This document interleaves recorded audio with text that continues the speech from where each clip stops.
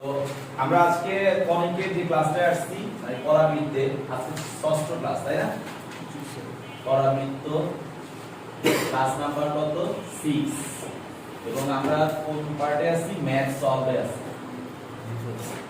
তো অলরেডি আমরা যেটা করছি গত ক্লাসে অনেকগুলো টাইপ শিখেছি তাই না আজকে যে টাইপটা নিয়ে আলোচনা করতেছি সেই টাইপটা হচ্ছে গত ক্লাসে কত নাম্বার টাইপ পর্যন্ত ছিল তাই 5 পর্যন্ত ছিল রাইট তো টাইপ 6 আমাদের টাইপ 6 এ আজকে তোমাদেরকে যেটা শিখাবো মনে করো একটা নিয়ামক রেখা তোমাদের দেয়া থাকবে নিয়ামক রেখা দেয়া থাকলো আর মনে করো উপকেন্দ্র দেয়া থাকলো নিয়ামক রেখা কি উপকেন্দ্র তো নিয়ামক রেখা এবং উপকেন্দ্র বলতে তোমাদেরকে মাঝে মাঝে দেখবা উপকেন্দ্রিক লম্বের দৈর্ঘ্য নির্ণয় করতে হবে নিয়ামক রেখা এবং উপকেন্দ্র হতে উপকেন্দ্রিক লম্বের দৈর্ঘ্য এখন স্যার এটা একটু খেয়াল করেন আমি এখানে রোমান সংখ্যায় ভাগ করি অনেক সময় নিয়ামক রেখা আর উপকেন্দ্র না দিয়ে শীর্ষ দিয়েও বলতে পারে শীর্ষ হতে উপকেন্দ্রিক লম্বের দৈর্ঘ্য নির্ণয় করতে পারে ঠিক আছে আবার অনেক সময় নিয়ামক রেখাই দিবে না শীর্ষ দিয়ে দিবে শীর্ষ রেখা শীর্ষবিন্দুতে স্পর্শক রেখা যেটাকে বলি আমরা শীর্ষবিন্দুতে স্পর্শক রেখা এবং উপকেন্দ্র হতে উপকেন্দ্রিক লম্বের দৈর্ঘ্য নির্ণয় তার মানে এই টাইপটাতে মেইনলি আমি তোমাদেরকে শিখাতে যাচ্ছি উপকেন্দ্রিক লম্বের দৈর্ঘ্য সম্পর্কিত পার্ট ওকে তো দেখো নিয়ামক রেখা দেয়া থাকবে উপকেন্দ্র দেয়া থাকতে পারে অথবা নিয়ামক রেখা এবং শীর্ষ দেয়া থাকতে পারে অথবা শীর্ষবিন্দুতে স্পর্শক রেখা এবং উপকেন্দ্র দিয়ে তোমাদেরকে উপকেন্দ্রিক লম্বের দৈর্ঘ্য বলতে পারে ওকে আমি আজকে উপকেন্দ্রিক লম্বের দৈর্ঘ্যটার উপরে আসলে কি কি কোশ্চেন করতে পারে সেই বিষয়গুলো নিয়ে আলোচনা করব এটা বেশি কঠিন না সিম্পল বাট স্টুডেন্টদের কাছে কঠিন মনে হয় আমি তোমাদেরকে বলছিলাম যে আমরা পরাবৃত্তের সমীকরণ নির্ণয় করে কিন্তু উপকেন্দ্রিক লম্বের দৈর্ঘ্য 4 এ দিয়ে বের করে ফেলতে পারি না কিন্তু আমি বলেছি যে এমন একটা সিচুয়েশন অ্যারাইজ হতে পারে বা এমসিকিউ তে এমন একটা অবস্থায় আসতে পারে যেখানে আমি পরাবৃত্তের সমীকরণ নির্ণয় করতে গেলে আমার প্রচুর সময় চলে যাবে তখন আমি কি বলেছিলাম যে কিভাবে শর্টে করে ফেলা হবে তো সেই ক্ষেত্রে আমি বলছি সরল রেখার কনসেপ্টগুলো আমাদেরকে খুব উপকারে আসে তো আমি সরল রেখার ক্ষেত্রে আমি যদি একটু চিত্রায়িত করি এই কনসেপ্টগুলোকে যদি চিত্রায়িত করি ধরো এক নাম্বারটাকে যদি আমি চিত্র দেই তাহলে চিত্রটা কেমন হবে এক নাম্বারটার কনসেপ্টে যদি চিত্র আর্ট করি একটা বৃত্ত হবে এই রকম যার নিয়ামক রেখাটা দেয়া থাকবে ax by c 0 মনে করি এটা আর তার কি দেয়া থাকবে উপকেন্দ্র দেয়া থাকবে কারণ আমাদেরকে জানতে যাচ্ছে এই যে ডট ডট ডট দিয়ে দেখাচ্ছে উপকেন্দ্রিক লম্বের দৈর্ঘ্য that is s p p prime মানে মূলত p p প্রাইমটা আমাদের কাছে জানতে চাচ্ছে ওকে এটা হলো এক নাম্বার কনসেপ্টের উপরে ফিগার যদি দুই নাম্বার কনসেপ্টের কথা বলি তাহলে আমাদের নিয়ামক রেখা দেয়া থাকবে আর শীর্ষবিন্দুর স্পর্শক তার মানে আমাদের এই বিন্দুটা দেয়া থাকবে আর এই নিয়ামক রেখা ax by c 0 দেয়া থাকবে ওকে আর উপকেন্দ্র আমাদের দেয়া থাকবে না কিন্তু উপকেন্দ্রিক লম্বের দৈর্ঘ্য আমাদের কাছে জানতে চাইবে p p prime okay number 3 যেটা আমাদের s দেয়া থাকবে আলফা বিটা আমরা জানি না কত আর এখানে শীর্ষ দেয়া থাকবে ধরো আলফা বিটা এখন নাম্বার 3 তে বলতেছে শীর্ষবিন্দুতে স্পর্শক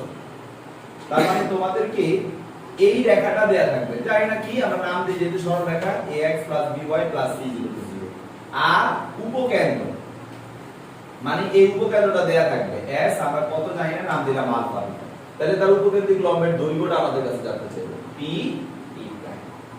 তো স্যার খেয়াল করেন আমাদেরকে এখানে এই ক্ষেত্রে আমরা কিভাবে বের করব এই ক্ষেত্রে কিভাবে বের করব এই ক্ষেত্রে কিভাবে বের করব কিছু ট্রিক্স ফলো করলে হয়ে যাবে তোমরা একটা জিনিস খেয়াল করে দেখো মনে করে দেখো যে তোমাদের কিন্তু SP মানে এই যে অংশটুকু আর এই যে অংশটুকু প্যারাবোলার ক্ষেত্রে দুইটা সেম মনে আছে যে আমরা জানি যে PP প্রাইম যেটা সেটা হচ্ছে 2SP রাইট কি না আর 2SP মানে কি স্যার 2PM রাইট কি না এখন এই PM বের করা বা SP মানে কোনো ভাবে বা এই যে SZ তার মানে 2PM কে আমরা 2SZ বলতে পারি এখন SZ এই জিনিসটা একটু খেয়াল করো এটা কি একটা রেখা না এটা কি একটা বিন্দু না তাহলে তোমাদেরকে একটা সূত্র শিখিয়েছিলাম যে একটা বিন্দু আর একটা রেখার মধ্যবর্তী লম্ব দূরত্ব কিভাবে বের করব?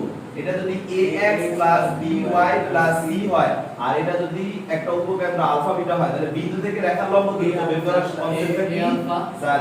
a alpha b beta c divide by a square b square. Modulus দেব কেন? কারণ দূরত্ব। এখন এই দূরত্বটা যদি উপকেন্দ্র থেকে হিসাব করি তাহলে উপকেন্দ্র থেকে এই পর্যন্ত যে দূরত্বটা তাকে কত দ্বারা গুণ করলে আমরা আমাদের p প্রায় পাবো 2 দ্বারা। তার মানে এটা 2 দ্বারা গুণ করব। কনসেপ্ট কি বুঝা গেছে? অঙ্ক কি সলভ করা যাবে না? তোমাদেরকে একটা সমীকরণ দিয়ে দিলে একটা উপকেন্দ্র দিয়ে দিলে অঙ্ক কি করতে পারবো না?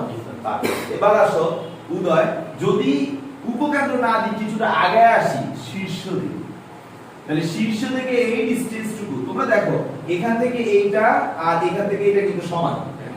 এটা দুইটার আবার 2 দ্বারা মানে টোটাল 4টা কিন্তু এতটুকু। তাহলে এখান থেকে এইটুকুর মান কি শুধু না? আর আমরা জানি আমাদের উপকেন্দ্রিক লম্বের দৈর্ঘ্য হচ্ছে 4a। তার মানে আমি এই বিন্দু থেকে এই রেখার লম্ব দৈর্ঘ্য সেম ফর্মুলা অ্যাপ্লাই করে করতে পারবো। কিন্তু এটা হচ্ছে কোথা থেকে? উপকেন্দ্র হতে। কোন জায়গা হতে? উপকেন্দ্র হতে। কিন্তু এখন যদি শীর্ষ হতে হয় তাহলে কি 2 গুণ হবে না 4 গুণ হবে? 4 গুণ হচ্ছে এই ফর্মুলা। কনসেপ্ট কি বুঝা গেছে? কেন 4 গুণ? কারণ এইটুকুকে 4 দ্বারা গুণ করলে আমরা পাবো। কিন্তু যদি এখান থেকে হিসাব করি তাহলে তো স্যার কত দ্বারা গুণ করতে হবে? 2 দ্বারা। গুড। তাহলে উপকেন্দ্র থেকে যদি নিয়ামক রেখা করি 2, যদি শীর্ষ থেকে করি 4।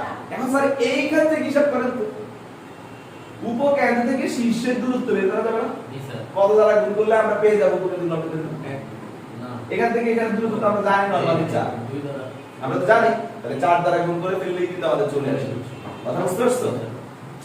আচ্ছা, আবার মূল কথা হচ্ছে উপকেন্দ্র থেকে এই পর্যন্ত ডিসটেন্স কে 4 দ্বারা শীর্ষ উপকেন্দ্র সবসময় খেয়াল রাখবা পরাবিদ্যুৎ উপকেন্দ্র এবং শীর্ষ এই যে দূরত্বটা উপকেন্দ্র থেকে শীর্ষের দূরত্ব এই দূরত্বের 4 গুণ হচ্ছে 4 গুণ কত গুণ? 4 গুণ হচ্ছে উপকেন্দ্রিক লম্বের দৈর্ঘ্য। 4 গুণ উপকেন্দ্রিক লম্বের দৈর্ঘ্য। কথা বুঝতে পারছো? কেন? কারণ এখান থেকে এখানে হচ্ছে a আর এখান থেকে এই পর্যন্ত হচ্ছে আরেকটা a। আমাদের উপকেন্দ্রিক লম্ব হচ্ছে এই জায়গা থেকে এই জায়গার দ্বিগুণ। তাহলে a + a 2a তাকে 2 দ্বারা গুণ করলে কত হয়? 4a। তার মানে একটা কত গুণ হয়ে যাচ্ছে? 4 গুণ হয়ে যাচ্ছে। তাহলে তোমাদের কি এখন থেকে নিয়ামক রেখা বলুক বা শীর্ষ বিন্দুতে স্পর্শক রেখা বলুক বা উপকেন্দ্র দেয়া থাক বা শীর্ষ দেয়া থাক যে বিন্দুটাই দেয়া থাক তোমরা কি লম্ব দূরত্বের কনসেপ্ট ব্যবহার করে উপকেন্দ্রিক লম্বের দৈর্ঘ্য বের করতে পারবে না? পারবে। ওকে, তোমাদের কোনো প্রশ্ন থাকলে বলো। স্যার আমাদের তো এখানে একবার নিয়ামক দিতে নিয়ামক রেখার সমীকরণ দিতে আরেকবার শীর্ষ রেখার সমীকরণ দিতে। এখন স্যার দুইবারই যদি একটা নিয়ামক রেখার সমীকরণ দিল আরেকবার শীর্ষ রেখার সমীকরণ দিল তাহলে কেন করতে হবে? মানে স্যার আপনি তো প্রথম চিত্রে দেখাইছেন মানে এক চিত্রে যদি দুইটাই দেয় আচ্ছা ওকে নো প্রবলেম। এক চিত্রে যদি দুইটা সমীকরণ দেয় আর কোনো স্যার বিন্দু দেয় না, দেখো বিন্দু যদি না দেয় তোমার দরকার উপকেন্দ্রিক লম্বের দৈর্ঘ্য। একটু চিন্তা করো এই সমীকরণটা তোমার দেওয়া আছে। এখন তুমি তো এই দুটো সমীকরণের মধ্যে এটা তো তুমি জানোই না। এটা তুমি জানতে পারো তখনই যখন একটা বিন্দু থাকবে লম্ব রেখা সমীকরণ করে তুমি বিন্দু দিয়ে বের করে ফেলবে। রাইট? তো বিন্দু তো আমরা জানাই নেই না, তাহলে আমরা বের করা পসিবল নয়। স্যার ওই যে ইয়াটা কি ডিভাইড করি দুইটা সমান্তরাল রেখার মধ্যবর্তী লম্ব দূরত্ব দ্বারা আসতেছি। এবার শেষ করি আমি। তাহলে বিন্দু দিয়ে তো সম্ভবই। এবার এটা হচ্ছে শীর্ষ বিন্দুতে স্পর্শ, এটা হচ্ছে নিয়ামক রেখা। আমরা জানি কি যে পরাবৃত্তের শীর্ষ রেখা আর নিয়ামক রেখা একে অপরের থেকে যে দূরত্বে থাকে উপকেন্দ্রিক লম্ব রেখা এটা থেকে একই দূরত্ব। রাইট? কি এখন আমাদের কথা হলো যে এটা আমার টাইপ পরের টাইপে আসছে তুমি জিজ্ঞেস করে ফেলছো। ঠিক আছে? আমাদের কথা হলো যে বিন্দু না দিয়ে যদি রেখা দেওয়া থাকে দুইটা তাইলে কিভাবে আমরা উপকেন্দ্রিক লম্ব বের করব? ওকে, তো এই টাইপে এটা তো আসলে এটা রাগারে করতেছে না, এটা তো বিন্দু দিয়ে দেখাচ্ছে। তাহলে পরে দেখেন মানে টাইপ নাম্বার 7 টা আমি আসছে আর কি তুমি। ঠিক আছে? তো দেখা ফেলি আমি পরে লিখতেছি। তো এখন এইখানে আমরা জানি দুটো পরস্পর সমান্তরাল রেখার মধ্যবর্তী লম্ব দূরত্ব কি? যে স্যার এদের ধ্রুবকদ্বয় বিয়োগফল মডুলাস ধ্রুবকদ্বয় বিয়োগফল ডিভাইডেড বাই কি √a² এটা হচ্ছে দুটো সমান্তরাল রেখার মধ্যবর্তী লম্ব। এখন এই দুটার মধ্যবর্তী লম্ব দূরত্ব কিন্তু আমার এই লম্ব দূরত্বের সমান। তার মানে একটা দুইটা এটাকে আবার দুই দ্বারা গুণ করলে তার মানে টোটাল এটাকে কত দ্বারা গুণ করব 4 দ্বারা। তার মানে নিয়ামক রেখার এটা দেয়া থাকবে। অনুরূপ কথা শীর্ষ রেখার উপকেন্দ্রিক লম্ব রেখা দেয়া থাকলেও কিন্তু আমরা লম্ব দূরত্ব বের করে 4 দ্বারা গুণ করব। কথা বুঝতে পারছো? এটা আমি আগে টাইপটা লিখে দেই তারপরে এটা পরের টাইপটা। তো টাইপ নাম্বার 6 কি কনসেপ্ট ক্লিয়ার? আর এটার মধ্যেই ও প্রশ্ন করে টাইপ নাম্বার 7 ও ক্লিয়ার করে ফেলছে। টাইপ নাম্বার 7 হচ্ছে রেখা দুটো দেয়া থাকলে কিভাবে আমরা উপকেন্দ্রিক লম্বের দূরত্ব বের করব। এবার উপকেন্দ্রিক লম্বে আছে কিন্তু পুরো ক্লাসটাই এটা নিয়ে কিন্তু কখনো যদি এই বিন্দু আর এই বিন্দুর স্থানাঙ্ক জানতে চাই পি এর স্থানাঙ্ক কত কিউ এর স্থানাঙ্ক কত লম্বের দূরত্ব দিয়ে দিব। উপকেন্দ্রিক লম্বের দূরত্ব দিয়ে আমাদের কাছে পি এবং পি প্রাইম এদের স্থানাঙ্ক কত জানতে চাইতে পারে। অথবা এই স্থানাঙ্কটা দিয়ে দিবে উপকেন্দ্রিক লম্বের সমীকরণ দিয়ে দিবে। মানে আমাদের মূল কথা হচ্ছে এই স্থানাঙ্ক ধরে জানতে চাই। আবার এমনও হইতে পারে যে স্যার পি পি প্রাইম দুইটার স্থানাঙ্ক দিয়ে দিবে, তখন আমরা দূরত্ব সূত্র ব্যবহার করে এটা দেখলে লম্বের দৈর্ঘ্য বের করতেই পারি।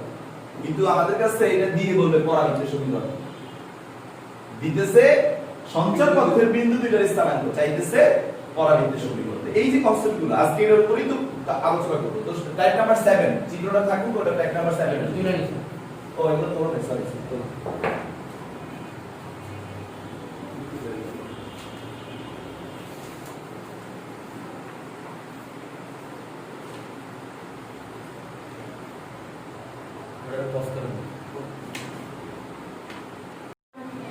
যদি আমাদেরকে রেখা দেওয়া থাকে আমরা কিভাবে সলভ করব?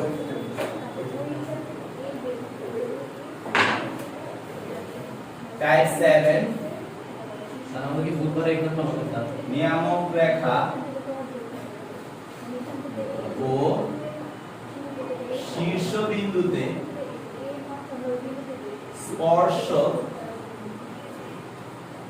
রেখা হতে উপকেন্দ্রিক লম্বের দূরত্ব।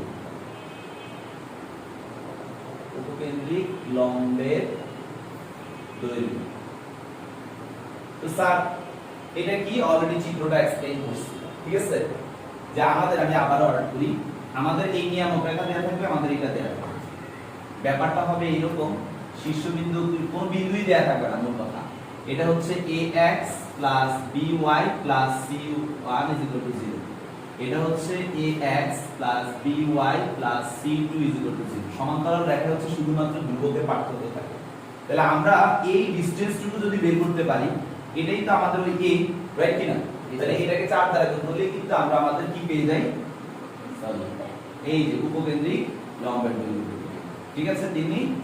তাহলে আমাদের রেখা থেকে রেখা ax by c1 0, ax by c2 0 এদের লম্ব দূরত্ব, এদের লম্ব দূরত্ব বের করার সূত্র হচ্ছে c1 c2 divided by root over a square plus b square।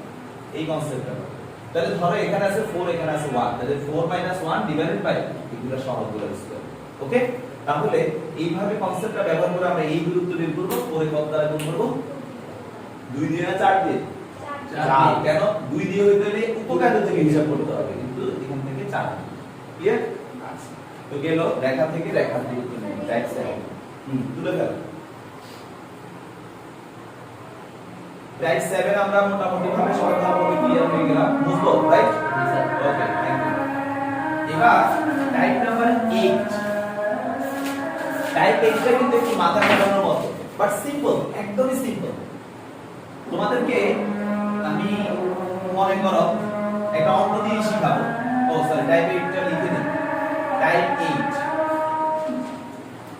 এখানে মনে করো কি কি ডাটা থাকতে পারে, যে শীর্ষবিন্দু দেয়া থাকবে, পরাবৃত্তের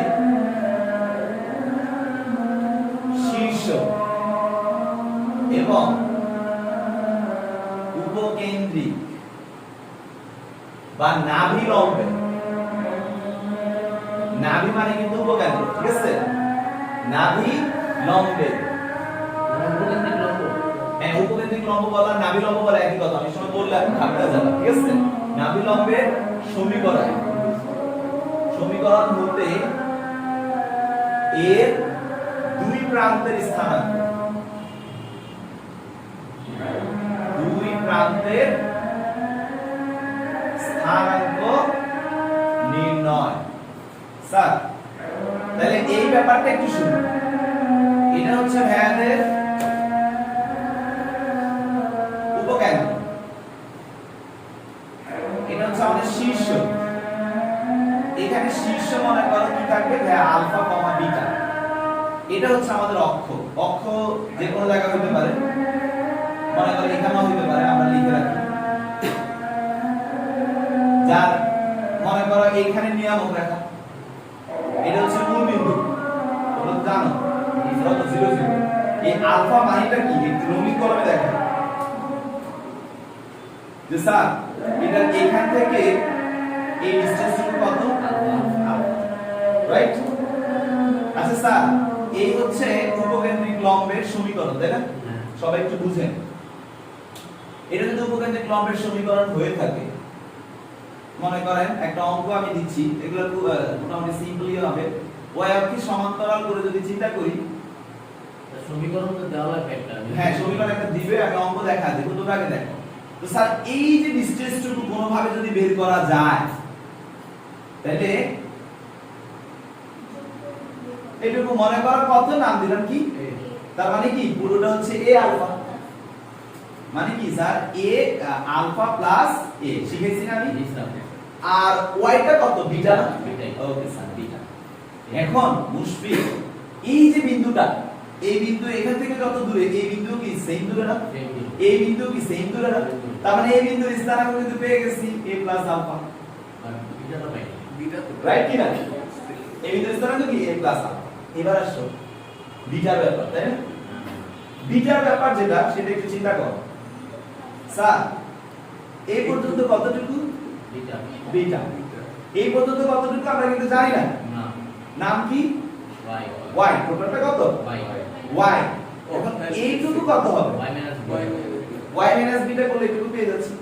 তার মানে y মাইনাস বিটা কনসেপ্টটাকে ব্যবহার করে আমরা কিছু একটা করব। তাহলে একটা অঙ্ক দিয়ে আমরা জিনিসটাকে দেখি, বাট একটু ইজি করে নিয়ে আসলাম। এখানে একটা কথা আছে স্যার, x কিন্তু দুইটাই এক পাশে, মানে দুইটাই পজিটিভ সাইডে পজিটিভ হবে, কিন্তু y কি একটা নেগেটিভ একটা তার মানে আমাদের প্লাস মাইনাস ব্যবহার করতে হবে। আমাদের কি ব্যবহার করতে হবে? প্লাস। তো স্যার এখন মনে করেন একটা অঙ্ক আমি আপনাদেরকে করাই। অঙ্কটা হচ্ছে এরকম, লেখেন কোশ্চেনটা লেখেন, এটা আপনার জন্য জায়গা রাখেন আর অঙ্কটা করেন। না না না না, তুমি যেটা বলতেছো ওটা আলাদা ব্যাপার। আসতেছি আমি অঙ্কতে গেলে খারাপ বলো না, ভালো চিন্তা করছো।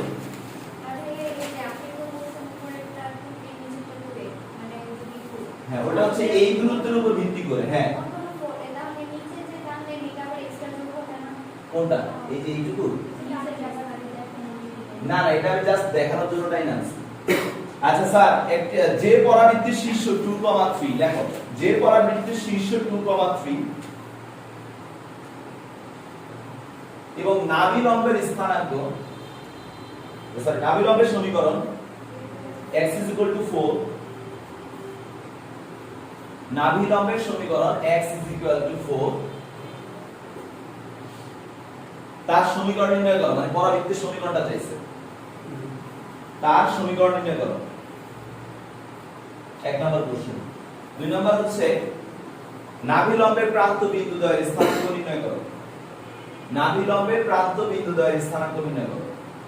নাভি লম্বের প্রান্ত বিন্দু দ্বয়ের স্থানাঙ্ক নির্ণয় করো। ওকে, আমি চিত্রটাকে তাহলে এবার এই পাশে আর্ট করি, যেহেতু ওইটা আমাদের লাগবে। তো স্যার একটা পরাবৃত্ত শীর্ষ দেওয়া আছে কত? 2,3। স্যার আপনি কেমনে বুঝলেন এই পরাবৃত্তটা x অক্ষের উপরে? এই কোশ্চেন আসে না মনে? স্যার এটা তো y অক্ষের সমান্তরাল হতে পারতো, পারতো কি না? x 4 নামক একটা সমীকরণ দেওয়া আছে স্যার, x 4।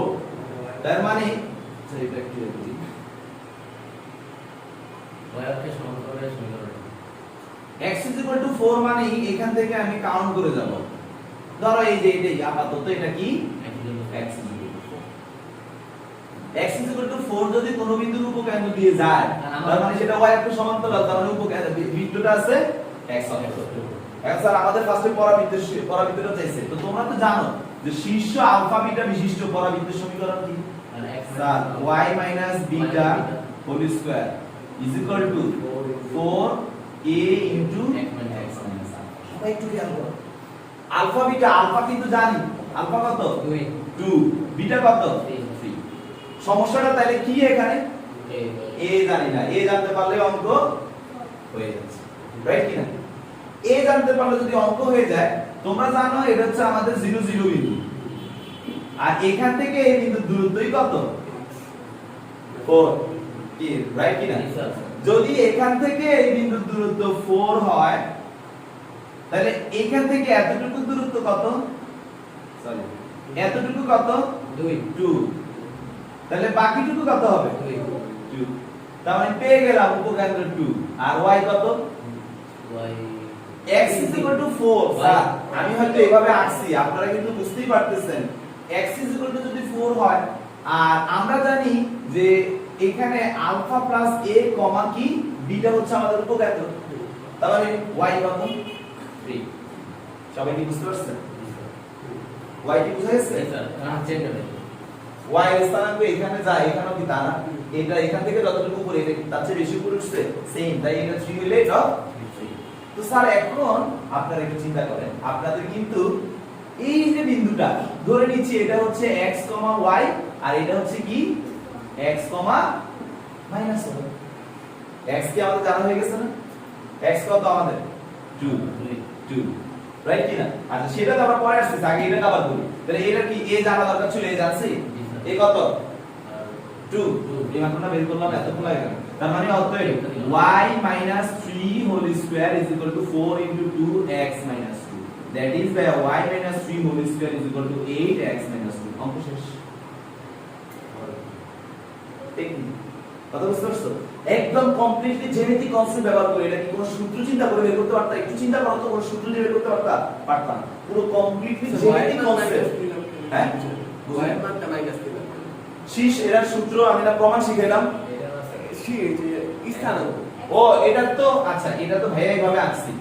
নরমালি তো x এর একজন এই পাশে থাকে আর একজন নিচে থাকে, কারণ এইখানে আমরা যে x 4 দিছি, এটা কিন্তু আসলে x অক্ষের উপরেই অক্ষটা x অক্ষের উপরেই, কিন্তু প্রথম চতুর্ভাগে তো হইতো। হ্যাঁ, কিন্তু এই অঙ্কটার ক্ষেত্রে মাইনাস আসতেছে কেন? কারণ আমাদের পরাবৃত্তটা x 4, এটা মানেটা কি যে সে y মানে আমাদের যে বিষয়টা, তুমি একটু চিন্তা করে দেখো যে বলতেছো যে হ্যাঁ যে স্যার প্রথম চতুর্ভাগে তো পুরোটা হইতে পারতো, কথা সত্য, আমি অস্বীকার করি না। এখন স্যার আমি এটাকে আপাতত প্লাস মাইনাস ধরে নিয়ে কাজ করি, কেন? কারণ আমার এখানে অলরেডি 3, এই জায়গা থেকে 3, এরপরে এটা আরো উপরে উঠতেছে, কতটা উপরে উঠতেছে আমরা কিন্তু জানি না। আমরা এখানে এখনো শিওর না সে কতটা উপরে যাবে, আমি আপাতত জানি না, আপাতত এটা এভাবে থাকে। তো আমাদেরকে যেটা করতে হবে সেটা হচ্ছে কি হলো যে আমরা ক্যালকুলেশন করে দেখি, আমরা প্লাস মাইনাস নিব, যদি প্লাস আর থাকে তাহলে দুইটি প্লাস আসবে, নাহলে তো আসবে না। একটু দেখবো আমরা কি অবস্থা, তো একটু দেখো, এরপর আমি আনতেছি কেন মাইনাস দিছি। তো স্যার এখন তোমরা একটু চিন্তা করো তো y আমরা কিভাবে বের করতে পারি? স্যার a কি পাইছেন? সবাই একটু চিন্তা করেন, a কি পাইছেন? a যদি পেয়ে থাকেন, a কত আপনাদের? 2। তার মানে উপকেন্দ্রিক লম্বের দৈর্ঘ্য 8, সন্দেহ আছে? না কারণ 4 জি স্যার। উপকেন্দ্রিক লম্বের দৈর্ঘ্য যদি 8 হয়, এটা যদি 3 হয়, 8 যদি হয়, তার মানে এইখান থেকে সে কতটা উপরে যাচ্ছে? 5 নরমালি চিন্তা করো যে স্যার এই টোটাল হচ্ছে কত? 8।